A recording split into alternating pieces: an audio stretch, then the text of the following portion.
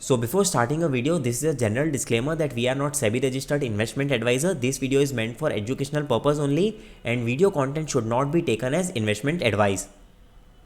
Hi everyone, आज के इस वीडियो में हम फर्स्ट सोर्स सॉल्यूशन के स्टॉक के ऊपर डिस्कशन करेंगे, बट उससे पहले एक बार हम कंपनी के स्टॉक प्राइस का परफॉर्मेंस देख लेते हैं।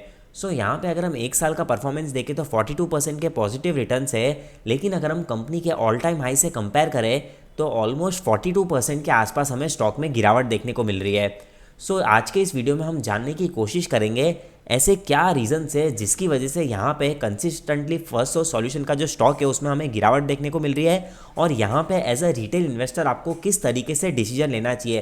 क्या यहाँ पे आपको एवरेज डाउन करना चाहिए, क्या आपको यहाँ पे लॉन्ग टर्म के हिसाब से होल्ड करके चलना चाहिए, या फिर आपको ये स्टॉक में लॉस में बेच के अपनी पोजीशन एग्जिट कर लेनी चाहिए। सो ये सारे सवालों का जवाब आपको इस वीडियो में मिलेगा। सो वीडियो को एंड तक ज़रूर देखना, बहुत ही इंपॉर्टेंट वीडियो है, बिल्कुल भी स्किप मत करना। वीडियो को स्टार्ट करने से पहले ज़रूर कहना चाहूँगा, अगर आप मनी टॉक्स इंडिया में नए हो तो चैनल को सब्सक्राइब ज़रूर करना और बेल आइकन के नोटिफिकेशन पे क्लिक करके ऑल पे ज़रूर सिलेक्ट करना, ताकि जितनी भी वीडियोस अपलोड हो उसका आपको नोटिफिकेशन मिल जाए। और साथ ही साथ चैनल के ऊपर कई सारी इंपॉर्टेंट वीडियोस अपलोड हो चुकी है, जैसे कि HDFC, AMC और वैभव ग्लोबल के स्टॉक में क्यों कंटिन्यूसली गिरावट देखने को मिल रही है, और उसी के साथ साथ रिसेंटली रिलायंस ने 1000 करोड़ रुपीस पे किए 16 लोगों को। सो उसके पीछे के भी क्या रीजंस हैं। सो ये सारी वीडियोस को चेक कर लेना, लिंक नीचे आपको डिस्क्रिप्शन बॉक्स में मिल जाएगी। चलिए अब फटाफट से वीडियो को स्टार्ट करते हैं। सबसे पहले एक बार हम कंपनी के जो Q3 के रिजल्ट्स है उसका ओवरव्यू देखेंगे, ताकि हमें पता चल सके कि ओवरऑल कंपनी का कैसा परफॉर्मेंस है। सो यहाँ पे अगर हम ईयर ऑन ईयर बेसिस पे देखें तो रेवेन्यू फ्रॉम ऑपरेशन 7.2% से इंक्रीज हुए हैं, और जो कंपनी का EBITDA है वो 13% से इंक्रीज हुआ है। साथ ही साथ EBITDA मार्जिन भी थोड़े से हमें इंप्रूव होते हुए दिख रहे हैं। और फाइनली अगर हम प्रॉफिट आफ्टर टैक्स देखें तो 11.9% से हमें ग्रोथ देखने को मिल रही है। 121 करोड़ से इंक्रीज होकर प्रॉफिट 135.5 करोड़ हो गया है। सो ईयर ऑन ईयर बेसिस पे हम बोल सकते हैं कंपनी का ठीक ठाक परफॉर्मेंस देखने को मिल रहा है। उसके बाद क्वार्टर ऑन क्वार्टर बेसिस पे कंपनी का परफॉर्मेंस देख लेते हैं। सो रेवेन्यू फ्रॉम ऑपरेशंस में 2.5% की ग्रोथ है, और जो कंपनी का EBITDA है वो 0.3% से डिक्रीज हुआ है, और EBITDA मार्जिन 16.7% से डिक्रीज होकर 16.3% है। और फाइनली अगर हम प्रॉफिट आफ्टर टैक्स देखें तो 134.9 करोड़ से प्रॉफिट इंक्रीज होकर 135.5 करोड़ हो गया, यानी कि 0.4% से हमें प्रॉफिट में ग्रोथ देखने को मिल रही है। सो यहाँ पे अगर हम कंपनी का रिजल्ट्स बेसिस पे परफॉर्मेंस की बात करें तो ओके परफॉर्मेंस देखने को मिल रहा है, और स्पेशली अगर हम Q3 की बात करें क्वार्टर ऑन क्वार्टर बेसिस पे तो बिल्कुल भी अच्छा परफॉर्मेंस देखने को नहीं मिल रहा है, एकदम फ्लैटिश परफॉर्मेंस है।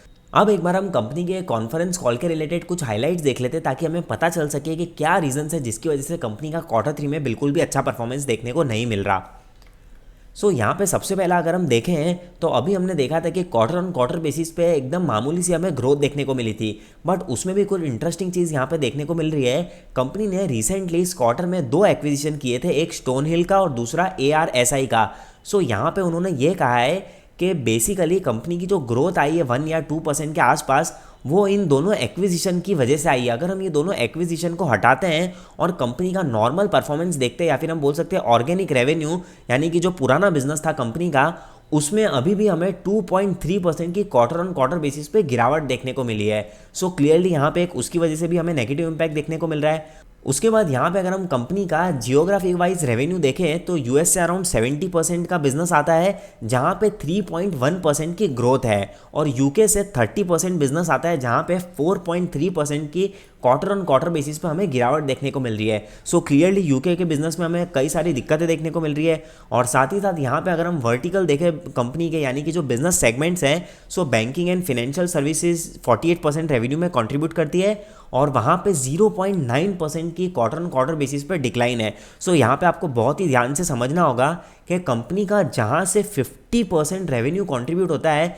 वहाँ पे बिल्कुल भी ग्रोथ नहीं है, और बल्कि डिक्लाइन देखने को मिल रहा है। उसी के साथ साथ हेल्थ केयर और टेलीकॉम एंड मीडिया की अगर हम बात करें तो दोनों में 3.4% और 1.6% की हमें ग्रोथ देखने को मिल रही है।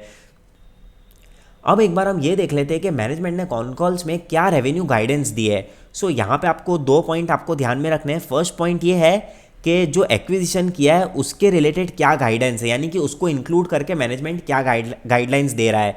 सो यहाँ पे एक्विजिशन के बाद में मैनेजमेंट ये बोलता है कि हम 14 to 14.5% की ग्रोथ एक्सपेक्ट कर रहे हैं, और इसी चीज़ के रिलेटेड मैनेजमेंट ने Q2 में ये कहा था कि अगर हम सिर्फ स्टोन हिल का एक्विजिशन को इंक्लूड करते हैं तो हम 14.5% की ग्रोथ एक्सपेक्ट कर रहे हैं। बट यहाँ पे इंटरेस्टिंग चीज़ ये है कि इस क्वार्टर में उन्होंने ये कहा है कि हम दोनों एक्विजिशन को अगर इंक्लूड करते हैं तो उसके बावजूद भी हमारी ग्रोथ 14 या 14.5% की रहेगी, यानी कि क्लियरली हमें रेवेन्यू में ग्रोथ डिक्रीज होती हुई दिख रही है। और दूसरा पॉइंट ये है कि सिर्फ ऑर्गेनिक ग्रोथ की बात करें बिना कोई एक्विजिशन के, तो मैनेजमेंट ने Q1 में ये कहा था कि 15 to 18% की वो रेवेन्यू ग्रोथ एक्सपेक्ट कर रहे हैं, और यहाँ पे उन्होंने उसको वापस से रिवाइज कर दिया है और वो एक्सपेक्ट कर रहे हैं कि सिर्फ 10 या 11% की ग्रोथ रहेगी इस साल FY22 में organic revenue growth. So clearly आप देख सकते हो कि ऑलमोस्ट 5% से हमें रेवेन्यू ग्रोथ डिक्रीज होती हुई दिख रही है। सो अब आप समझ सकते हो कि क्यों हमें कंपनी के स्टॉक प्राइस में हमें सेलिंग प्रेशर देखने को मिल रहा है। उसके बाद नेक्स्ट पॉइंट देख लेते हैं। सो यहाँ पे आप देख सकते हो Q3 performance was impacted by delay in recovery of provider business due to recent surge in COVID cases. So basically company hospital को सर्विस प्रोवाइड करती है कि भाई उनके जो पेशेंट्स का डेटा है उसको प्रॉपर्ली एनालाइज करना और उन्हें सर्विस प्रोवाइड करना कि भाई आपके बेड डेट्स कम से कम होंगे और पेशेंट टाइम टू टाइम पैसा दे देंगे।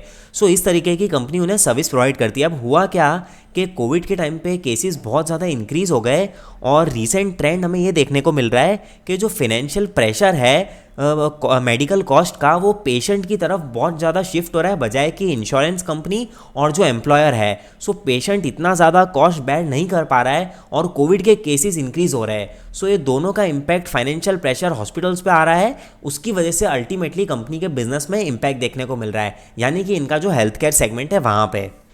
नेक्स्ट है lower than anticipated volumes in the collection business, softness in UK due to higher absent and surge in COVID cases. So basically हमने अभी देखा था कि यूके के बिजनेस में भी हमें इम्पैक्ट देखने को मिला और उसके पीछे का रीज़न ये है कि वहाँ पे बहुत ज़्यादा जो इनके एम्प्लॉयज़ है वो एब्सेंट हो रहे हैं क्योंकि कोविड के केसेस इंक्रीज़ हो रहे हैं, साथ ही साथ वर्क फ्रॉम होम का कल्चर है। ये दोनों रीज़न की वजह से इम्पैक्ट देखने को मिल रहा है। और फाइनली अगर हम लास्ट रीज़न देखें तो decline in mortgage business due to aggressive tapering by Federal Reserve and uptick in interest rate. और उसी के साथ साथ यहाँ पे एक और इंटरेस्टिंग पॉइंट देखने को मिल रहा है। रिसेंटली कंपनी ने जो ARSI का जो एक्विजिशन किया था उसके रिलेटेड भी कुछ इंटरेस्टिंग चीज़ें उन्होंने कही है। सो उन्होंने ये कहा है कि ये जो बिज़नेस एक्वायर किया उसके लोअर मार्जिन है एज़ कम्पेयर टू FSL का बिज़नेस जो है, बट आने वाले 4 या 5 क्वार्टर में वो एक्सपेक्ट कर रहे हैं कि उनके जो मार्जिन्स है वो भी कंपनी के जो रेगुलर बिजनेस है उसकी तरह हमें देखने को मिलेंगे। अब ये होगा या नहीं होगा वो आने वाले टाइम में ही हमें पता चलेगा। सो इसकी वजह से भी अभी रिसेंटली हमें कंपनी के जो मार्जिन्स है EBIT मार्जिन्स उस पर इम्पैक्ट देखने को मिला था और थोड़े से मार्जिन्स डिक्रीज हुए थे। और फ्यूचर में भी कंपनी की गाइडेंस है FY22 में कि ये जो मार्जिन्स है वो डिक्रीज होकर 12.3 से 12% हो सकते हैं। अब यहाँ पे एक बार हम अट्रिशन रेट के रिलेटेड कुछ डेटा देख लेते हैं। सो यहाँ पे आप देख सकते हो कि ऑफशोर अट्रिशन 45% है और ऑनशोर अट्रिशन अराउंड 60% के आसपास है। सो बेसिकली अट्रिशन रेट हमें ये बताता है कि कितने एम्प्लॉयज़ कंपनी को छोड़ के जा रहे हैं। सो यहाँ पे वही चीज़ देखने को मिल रही है। और अगर हम इसको क्वार्टर ऑन क्वार्टर बेसिस पे कंपेयर करें तो ऑफशोर अट्रिशन बहुत ज़्यादा इंक्रीज़ हो गया है और ऑनशोर अट्रिशन थोड़ा सा इंप्रूव हुआ है। साथ ही साथ अगर हम यहाँ पे ईयर ऑन ईयर बेसिस पे कंपेयर करें तो दोनों बहुत ज़्यादा इंक्रीज़ होते हुए दिख रहे हैं। सो बेसिकली हम बोल सकते हैं कि कंपनी के जो एम्प्लॉयज़ हैं वो बहुत ज़्यादा कंपनी को छोड़ के जा रहे हैं। अब इससे रिस्क क्या होगा कि भाई एक चीज़ हम सब जानते हैं कि IT बिजनेसेस में एम्प्लॉयज़ उनकी सबसे बड़ी असेट होती है और अगर एम्प्लॉय छोड़ के जाएंगे तो कंपनी के बिजनेस पे उसका इम्पैक्ट देखने को मिलेगा। और हालांकि हमने वही चीज़ देखी कि उनका जो UK का बिजनेस है वहाँ पे 4% के आसपास हमें रेवेन्यू डिक्रीज होते हुए दिखे। सो ओवरऑल हम बोल सकते हैं कि ये भी एक बहुत बड़ा रिस्क पॉइंट देखने को मिल रहा है फर्स्टसोर्स सॉल्यूशन के बिजनेस में। सो फाइनली अगर हम कंक्लूजन पे आ जाए तो एक चीज़ बोल सकते हैं कि भाई ओवरऑल कंपनी का परफॉर्मेंस एकदम फ्लैट देखने को मिल रहा है और कई सारे बिजनेस में हेडविंड्स देखने को मिल रही है जिसकी वजह से हमें ओवरऑल कंपनी के स्टॉक प्राइस में कंटिन्यूसली गिरावट देखने को मिल रही है। सो यहाँ पे अब सबसे बड़ा क्वेश्चन यह आता है एज ए इन्वेस्टर हमें किस तरीके से डिसीजन लेना चाहिए।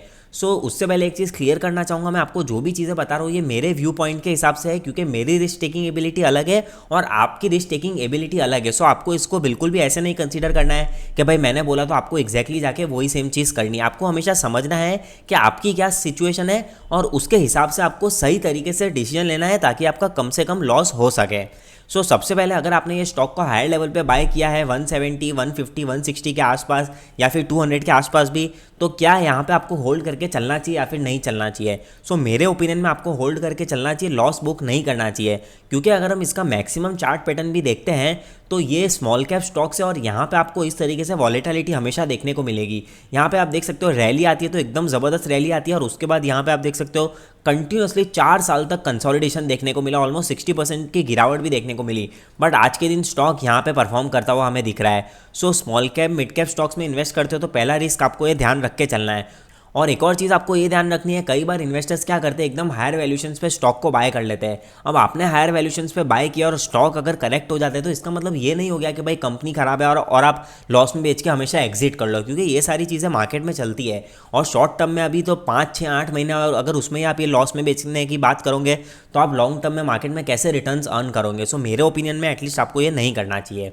और दूसरी चीज़ यहाँ पे क्या आपको इस स्टॉक को एवरेज डाउन करना चाहिए या फिर नहीं करना चाहिए। सो अगर आपने यहाँ पे आपके पोर्टफोलियो का इसमें मैक्सिमम एलोकेशन कर दिया, मान लीजिए आपने 10% किया है, तो उसके बाद आपको यहाँ पे एवरेज डाउन नहीं करना चाहिए, क्योंकि ऑलरेडी आपने यहाँ पे फुल इन्वेस्टमेंट कर दिया है। और एक और चीज़, अगर आपको ऐसा लगता है कि भाई आपने चलो 4 या 5% इन्वेस्टमेंट किया है इस स्टॉक में, तो आप चाहो तो एवरेज डाउन कर सकते हो, लेकिन आपका विजन 3 to 4 ईयर्स का होना चाहिए, क्योंकि ऐसी कोई गारंटी नहीं है कि आप कल को एवरेज डाउन कर दो और तुरंत का तुरंत स्टॉक रिकवर कर ले। सो सोच समझ के एवरेज डाउन करना, अगर आपको लगता है कि आप रिस्क ले सकते हो तो ही एवरेज डाउन करना, अदरवाइज जितना इन्वेस्टमेंट किया आप उतना इन्वेस्टमेंट करके छोड़ सकते हो। और लास्ट इंपॉर्टेंट चीज़ क्या है, यहाँ पे आपको नया इन्वेस्टमेंट करना चाहिए या फिर नहीं करना चाहिए। सो पहली चीज़, बिजनेस काफ़ी हेडविंड से जाता हुआ दिख रहा है, तो 3-4 क्वार्टर में और भी ज़्यादा दिक्कतें देखने को मिल सकती है, जितना मैनेजमेंट ने कॉन कॉल्स में कहा है उसके हिसाब से मैं आपको बता रहा हूँ। सो अगर आपको इन्वेस्ट करना है तो कॉन कॉल्स, इन्वेस्टर प्रेजेंटेशन, ये सारी चीज़ें पढ़ो तो आपको आइडिया आएगा कंपनी के बिजनेस के बारे में, ताकि आप स्टॉक में इन्वेस्ट भी करते हो और अगर कोई गड़बड़ होती है तो आप उसको होल्ड करके चल सकते हो। और अगर आपको लगता है कि नहीं होल्ड नहीं करना है तो आप उसको बेच के एग्जिट भी कर सकते हो, लेकिन ब्लाइंडली करोगे तो आपको कुछ भी समझ नहीं आएगा कि किस तरीके से डिसीजन लेना है। और फाइनली एक चीज़ कहना चाहूँगा कि ये स्मॉल कैप स्टॉक्स है, तो यहाँ पे ये सारी चीज़ें आपको देखने को मिलेगी, रैली भी देखने को मिलेगी, ज़बरदस्त गिरावट भी देखने को मिलेगी। सो बिल्कुल भी लमसम इन्वेस्टमेंट कभी भी मत करना।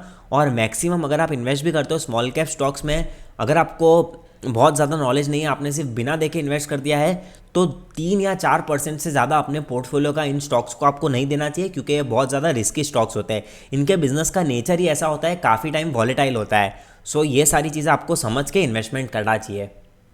सो ओवरऑल एक ही चीज़ बोलूँगा, जितना हो सके सेफ होकर अपना इन्वेस्टमेंट करो और अपना रिस्क जितना हो उसको रिड्यूस करके चलो। अगर आपको वीडियो की इन्फॉर्मेशन पसंद आई तो वीडियो को लाइक ज़रूर करना और कमेंट सेक्शन में भी ज़रूर बताना आपको इन्फॉर्मेशन कैसी लगी, और साथ ही साथ आपको क्या और रिस्क देखने को मिलते हैं फर्स्ट सोर्स सॉल्यूशन के बिजनेस में, ये भी ज़रूर कमेंट सेक्शन में बताना, ताकि हम सब एक दूसरे से सीख सकें। सो चैनल को सब्सक्राइब करना मत भूलना, अपने दोस्तों के साथ भी इस वीडियो को शेयर करना, ताकि उन्हें भी ऐसी इन्फॉर्मेटिव वीडियोज़ मिलती रहे। सो तब तक के लिए थैंक यू सो मच, मिलते हैं नेक्स्ट वीडियो में।